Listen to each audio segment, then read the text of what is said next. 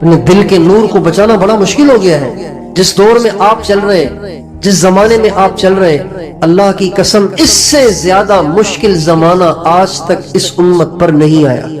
اس سے زیادہ مشکل زمانہ نہیں آیا کہ یہاں بیٹھ کر آپ یورپ کی عورتوں کو دیکھ سکیں، یہاں بیٹھ کر وہاں کی بے غیرتی اور بے حیائی کا مشاہدہ کر سکیں۔ یہ تو کبھی بھی نہیں ہو سکا تھا، یہ اب ہو سکتا ہے۔ تو اگر ایمان کو بچانا ہے، اگر دل کے نور کو بچانا ہے، اگر اپنے تقوی کو بچانا ہے، اگر اپنی دنیا اور آخرت کو بچانا ہے، تو آپ کو گردن جھکا کر اپنے آپ اپنی گردن کو جھکانے کی عادت ڈالنا پڑے گی، ورنہ کوئی سی بھی نظر آپ کے اندر کا صفایا کر دے۔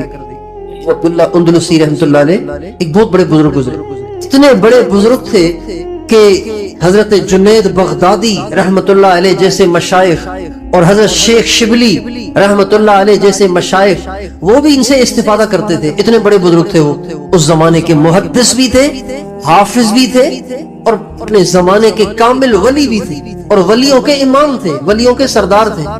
جنید بغدادی جن سے استفادہ کرتے ہو، ابو بکر شبلی جیسے جن سے استفادہ کرتے ہو، تو وہ کیا اس زمانے کے آدمی ہوں گے۔ ایک دفعہ جا رہے تھے اپنے مریدین کے ایک بہت بڑے مجمع کے ساتھ جا رہے تھے، تو ایک لڑکی پہ نظر پڑ گئی، ایک عورت پہ نظر پڑ گئی۔ نظر پڑتے ہی اپنا دل اس پہ فدا کر بیٹھے، دیکھتے ہی چلے گئے، دیکھتے ہی چلے گئے، دیکھتے ہی چلے گئے۔ اتنا اسے گھور گھور کے دیکھا کہ اندر کی شمع بالکل بجھ گئی، سب سلب ہو گیا، دل سیاہ ہو گیا، اور وہیں بیٹھ گئے۔ مریدین نے کہا حضرت چلے نا؟ فرمایا بھائی تم جاؤ، ہم نہیں جائیں گے۔ کہا حضرت کیا ہوا؟ کہا بس ہم نے یہی رہنا ہے۔ کہا حضرت یہ اتنے سارے لوگ آپ کے ساتھ چل رہے ہیں، یہ آپ کی وجہ سے، آپ یہاں کیا کریں گے؟ کہا بس چھوڑو ان باتوں، بس ہم نے یہی رہنا ہے۔ کہا حضرت یہ اندلس میں اتنی ساری خانقاہیں آپ ہی کے دم سے آباد ہیں، ہزاروں مریدین آپ کی برکت سے اللہ اللہ کر رہے ہیں، اور کتنے سارے اللہ والے بن رہے ہیں، اور کتنے سارے آپ سے حدیث پڑھ رہے ہیں، آپ یہاں بیٹھ آپ کہہ رہے ہیں میں یہاں بیٹھ رہا ہوں، آپ چلے نا؟ بہت منتیں کی، کئی دن گزر گئے ان کو سمجھاتے اور ان کی منتیں کرتے کرتے، حضرت تیار نہیں ہوئے، یہ سب چھوڑ کے آخر چلے گئے۔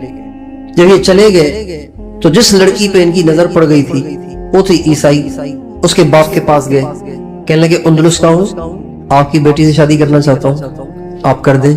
کا شرط ہے؟ کا کیا؟ کا عیسائی ہو جاؤ، ایک شرط، اور 1 سال تک سور چرانے ہوں گے، دوسری شرط، قبول ہے تو بیٹی حاضر ہے؟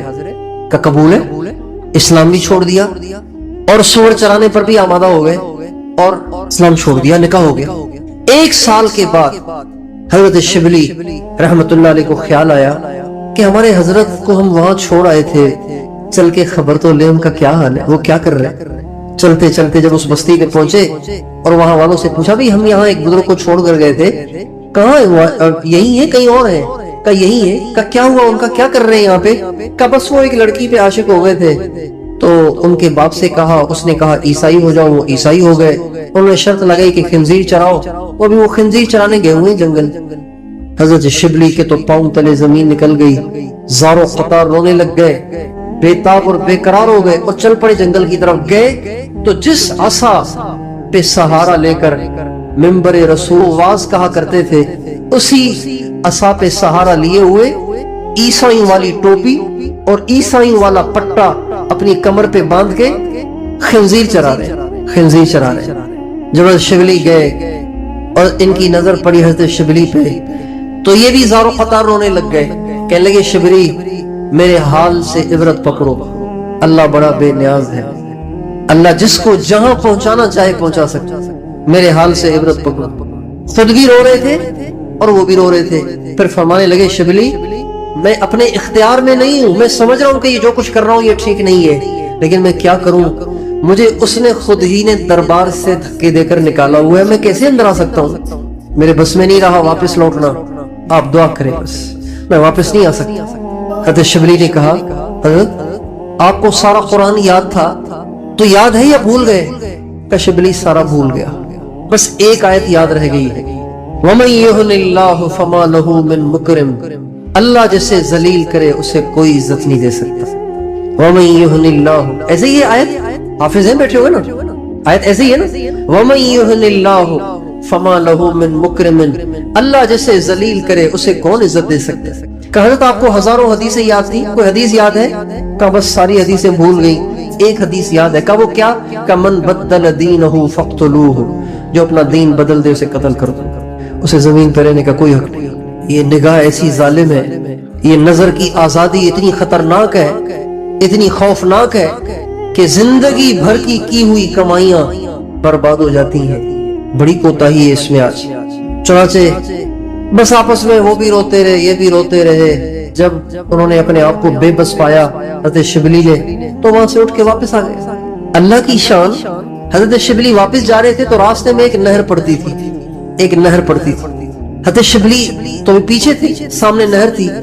جب نہر کے قریب آئے نا تو ابو عبداللہ اندلسی رحمت اللہ علیہ اس نہر میں سے نہاتے ہوئے نکل رہے اور زور زور سے کلمہ پڑھ رہے، زور زور سے، چھوڑ کے آئے تھے پیچھے اور نکل رہے آگے سے، زور زور سے کلمہ پڑھ رہے اور فرما رہے شبلی اللہ نے مجھے اپنے دربار میں واپس بلا لیا ہے۔ پھر فرمایا اصل میں یہ جو مصیبت مجھ پہ آئی وہ اس لیے آئی تھی کہ میں عیسائیوں کی بستی کے پاس سے گزر رہا تھا تو میرے دل میں عیسائیوں کی نفرت آ گئی تھی، یہ کتنے گندے لوگ ہیں، یہ کافر ہیں، گندے لوگ ہیں، ہم پاک ہیں، مسلمان ہیں، مومن ہیں۔ تو جب میرے دل میں یہ خیال آیا تو اسی وقت مجھے غیب سے آواز آئی، ابو عبداللہ اتراؤ نہیں، یہ تیرے پاس جو کچھ ہے یہ ہمارا فضل ہے، ہم جب چاہیں چھین لیں، اگر کہو تو تجھے دکھا دے۔ کیوں ہی یہ آواز آئی تو میں نے محسوس کیا کہ میرے دل سے ایک سفید پرندہ سا کوئی چیز تھی میرے دل سے نکلی اور وہ اڑ کے چلی گئی اور میں خالی ہو گیا اور میں لڑکی پہ عاشق ہو کے کافر ہو گیا۔ پھر وہ واپس اندلس لوٹے۔